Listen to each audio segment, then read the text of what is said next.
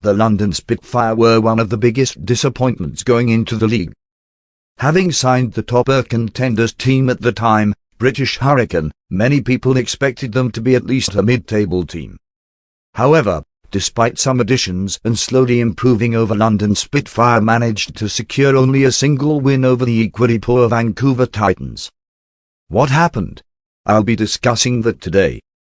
The first thing I'd like to talk about is coaching.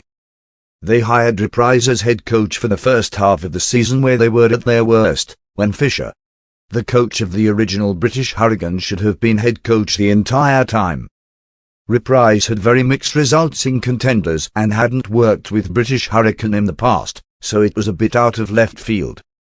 And it showed, with London floundering hard in the first half of the season, winning 4 maps in 8 games. They did improve after Reprise left and Fisher replaced him, but it was still bad. As a result, odd coaching decisions were made. For some reason, Sparker and Hybrid were benched for a lengthy stretch of games in favour of Blas, who looked pretty abysmal especially at Somber, and continually forcing the ball comps when Heidi was clearly struggling. They were unable to cause suitable improvement in the team despite them looking improved at the end. Which brings me to my next point. Lack of talent. Now, I don't think the players are untalented. They were by far the best team in Contenders Europe before being signed. However, in comparison to the rest of the league, they don't stand up.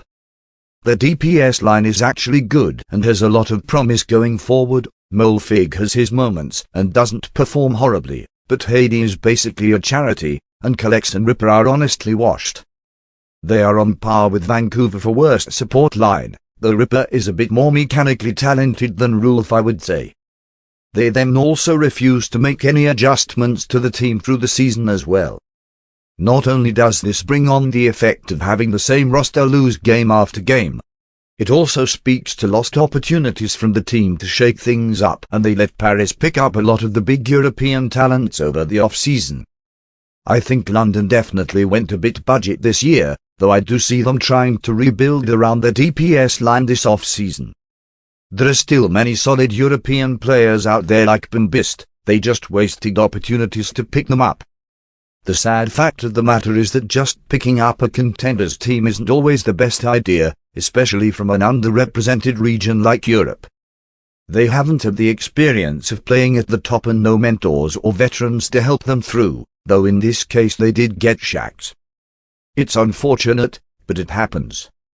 Finally, smaller point, but Sparker only turned 18 halfway through the season.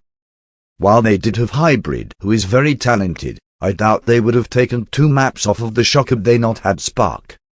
Overall, many odd coaching and org decisions not to shake up the roster during the season when it clearly was not working, and being unable to work out how to use their roster led them to multiple losses. And their mentals and poor problem solving led to more. Also no Spark. Thanks for watching, and remember to like and subscribe for more. I upload daily Overwatch League and Valorant content, and am trying to hit 100 subs by Season 5, so any subscription helps greatly. Thanks.